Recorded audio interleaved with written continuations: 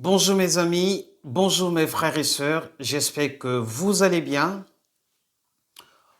Aujourd'hui, je voudrais vous rappeler d'un événement qui est très important pour nous chrétiens, pour tous qui croient en Jésus-Christ, l'enlèvement de l'Église ou l'avènement du Fils de l'homme. Vous savez, quand on parle de la fin du monde, tout le monde spécule là-dessus. Des écologistes et même les dirigeants de ce monde qui parlent de la fin du monde. Mais vous savez, l'événement que nous, chrétiens, nous attendons, qui est d'ailleurs le plus important pour nous, c'est l'enlèvement de l'Église.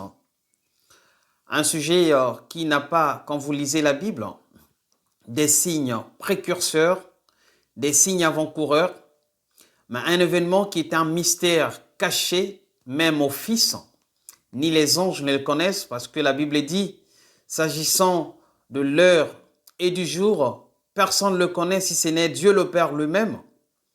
Et donc, cet événement très important, d'une envergure grandiose, nous allons essayer d'en parler et d'éveiller votre conscience car vous savez, la plupart des prédicateurs entremêlent en fait les signes, si vous voulez, de cet événement.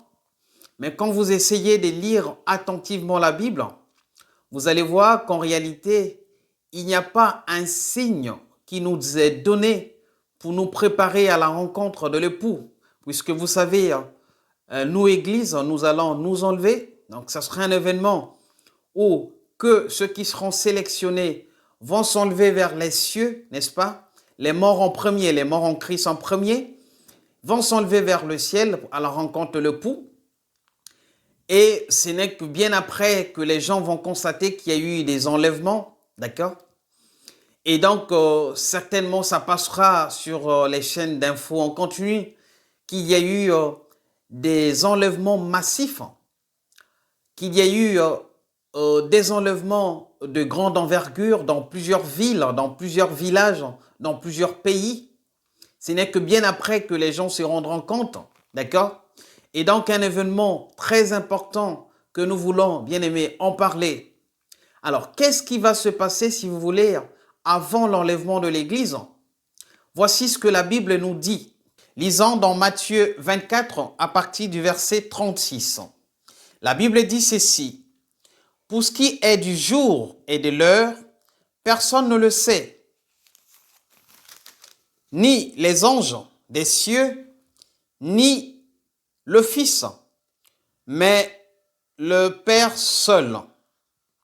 Ce qui arriva au temps de Noé arrivera de même à l'avènement du Fils de l'homme. Ce qui arriva du temps de Noé arrivera de même à l'avènement du Fils de l'homme.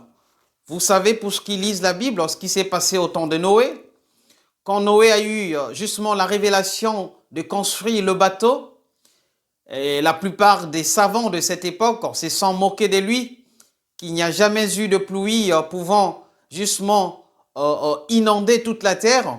Les gens ne se doutaient de rien, ils se mariaient, ils se préoccupaient de leur travail.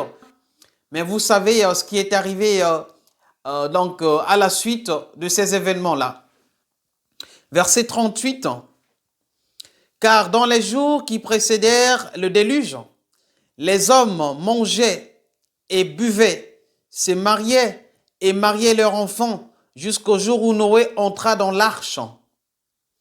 Ils ne se doutèrent de rien jusqu'à ce que le déluge vint, les emporta tous. Il en sera de même à l'avènement du Fils de l'homme. Alors, deux hommes qui seront dans un champ, l'un sera pris et l'autre laissé. Deux femmes qui moudront à la meule, l'une sera prise et l'autre laissée. Veillez donc, puisque vous ne savez pas quel jour votre Seigneur viendra. C'est pourquoi vous aussi, tenez-vous prêts, on est en verset 44, car le Fils de l'homme viendra à l'heure où vous n'y penserez pas. Voilà, bien-aimés, ce qui va se passer, si vous voulez, ou ce qui doit se passer pendant donc l'enlèvement de l'Église. Alors, je veux parler de ce sujet et mettre un accent sur ça. Pourquoi? Parce que quand vous lisez le chapitre de Matthieu 24, en fait, il y a deux événements distincts qui sont justement entremêlés. Et du coup, les signes dont vous voyez Jésus-Christ parler dans les versets précédents, par exemple au verset 6, quand vous entendrez les bruits de guerre, des tremblements de terre, la Bible dit ceci ne sera que le commencement des douleurs. Mais tenez-vous, ne vous troublez pas, car ce ne serait que le commencement, n'est-ce pas? Le commencement des douleurs. Mais ceci n'explique pas, si vous voulez, la fin ou l'enlèvement de l'Église. Ça explique les événements chronologiques qui sont d'ailleurs précisés dans Apocalypse, d'accord? Donc, des événements chronologiques qui vont se suivre après que l'Église ait été enlevée, d'accord? Et donc, comme nous venons de le voir, en ce qui concerne l'enlèvement de l'Église, il s'agit d'un mystère, bien-aimé. Ce qui veut dire, nous, en tant que chrétiens, on doit se préparer parce qu'effectivement, quand vous le voyez à notre époque aujourd'hui, tout le monde est préoccupé, n'est-ce pas, à se faire de l'argent. Tout le monde est préoccupé, n'est-ce pas, à vaquer à ses occupations. Et donc, c'est de la même façon que ce qui s'est passé au temps de Noé. Tout le monde était préoccupé à faire ses affaires, à penser justement comment créer ses entreprises pour générer des revenus, ce qui est normal, ce qui est juste. Mais la Bible dit que c'est de cette même façon-là que les gens se mariaient et mariaient leurs enfants, ne se doutaient de rien, que le déluge est arrivé et Noé, seul avec sa famille, fut sauvé. Bien-aimé, toi qui es chrétien, écoute-moi. Ne te trompe pas, bien-aimé. Ne sois pas, si tu veux, emmené par ce vent, ce mouvement que nous voyons sur les réseaux sociaux, que nous voyons ce monde où tout le monde est préoccupé à faire quelque chose, ce qui est bien. Mais je veux simplement attirer ton attention, car la Bible nous appelle, n'est-ce pas, à la vigilance. La Bible nous dit, veillez, car vous ne savez quand est-ce que le Maître va revenir. Il est temps de veiller, bien-aimé. Il est temps de se réveiller, car l'enlèvement de l'Église est imminent. Quand tu essaies de lire, pour les lecteurs de la Bible, tous les chapitres de Matthieu 24, vous allez vous rendre compte que la plupart des événements, justement, que le Seigneur a donné aux disciples, se sont réalisés. Nous avons vu, n'est-ce pas, des grandes guerres de 1914 et de 1945. Nous avons vu la déportation, n'est-ce pas, du peuple d'Israël, donc en Babylone.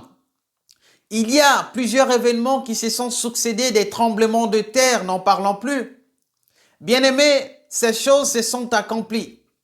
Et donc, ce qui reste, et d'ailleurs ce qui est imminent aujourd'hui, c'est l'enlèvement de l'Église. Il y a beaucoup de gens d'ailleurs qui se sont habitués à ces événements, et comme d'ailleurs au temps de l'Église primitive. Et donc, il y a des moqueurs qui se sont levés pour dire, mais où est donc le signe de l'enlèvement du Fils de l'homme? Depuis que les pères sont morts, on nous parle de l'enlèvement de la fin des temps. Où est-il?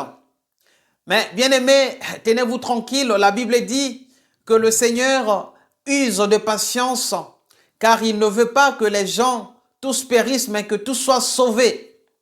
Lisons, bien-aimés, dans le livre de Pierre. 2 Pierre 3 à partir du verset 3. Sachant avant tout que dans les derniers jours, il viendra des moqueurs, avec les railleries marchant selon leur propre convoitise, et disant, où est la promesse de son avènement? Car depuis que les pères sont morts, tout demeure comme dès le commencement de la création. Ils veulent ignorer, en effet, que des cieux existent autrefois par la parole de Dieu, de même qu'une terre tirée de l'eau est formée au moyen de l'eau, et que par ces choses, le monde d'alors périt submergé par l'eau.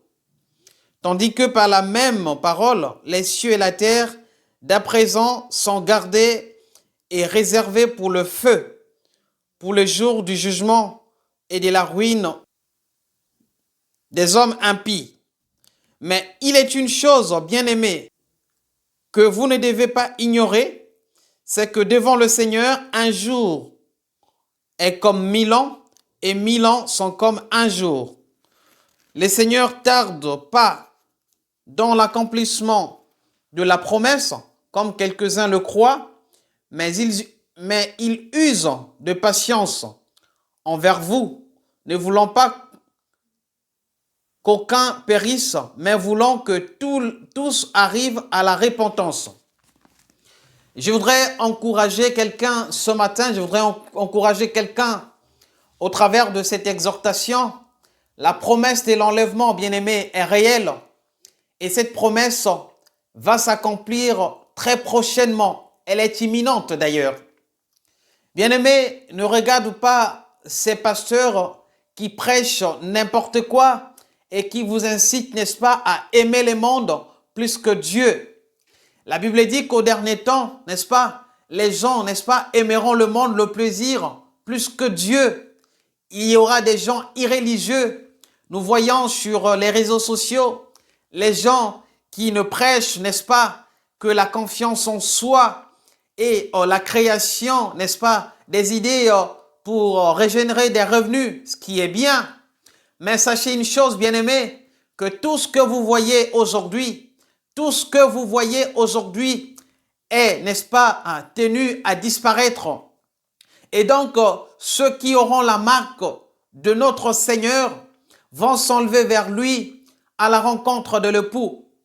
J'imagine, vous savez, ces chaînes d'infos certainement vont relayer des informations à longueur de journée. Ce jour-là, j'imagine qu'il y aura des directs cherchant à démentir, cherchant à confirmer justement l'enlèvement. C'est vrai, il y aura des milliers de gens qui seront enlevés.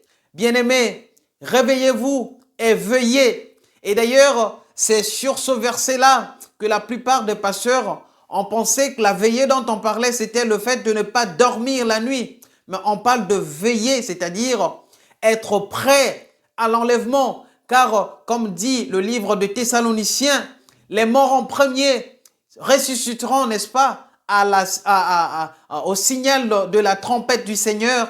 Et nous qui resterons, si éventuellement nous n'avons pas goûté à la mort avant que Christ n'arrive, nous allons nous revêtir d'un corps incorruptible pour aller à sa rencontre dans les cieux. Et c'est comme ça que nous serons partis. Et donc, tous les événements chronologiques que vous voyez dans Matthieu 24 vont s'abattre sur la terre. Donc, il est temps, bien-aimé, de se préparer. Il est temps, bien-aimé, d'être prêt, de chercher, n'est-ce pas, à ne pas manquer cette occasion. À quoi ça nous servirait, n'est-ce pas, de servir le Seigneur et de manquer cet événement? C'est à nous de nous préparer, bien-aimés, pour que nous soyons prêts à la rencontre de notre époux. Ne vous trompez pas, l'époux arrive bientôt, mais il arrivera au temps où vous n'y penserez pas. Voici donc les signes, si vous voulez, si je puis appeler signes, que le Seigneur nous donne. Et il dit, il arrivera au temps où vous n'y penserez pas. Faites attention, bien-aimés, l'enlèvement de l'Église est imminent. Par la grâce de Dieu, nous parlerons de la fin du monde et des événements chronologiques dans la vidéo qui viendra bien après. Mais j'ai voulu vous partager ces quelques versets parce que c'est très important, bien-aimés. Mettez ça dans vos agendas, mettez ça dans vos téléphones, mettez ça, si vous voulez, dans tout ce qui peut vous rappeler des événements quand vous avez un rendez-vous chez le médecin, quand vous avez un rendez-vous à l'école, au travail. Mettez ça, bien-aimés. Chaque jour, rappelez-vous que nous sommes appelés à être enlevés avec le Seigneur et à vivre avec lui. Que le Seigneur vous bénisse. Je vous retrouve très bientôt.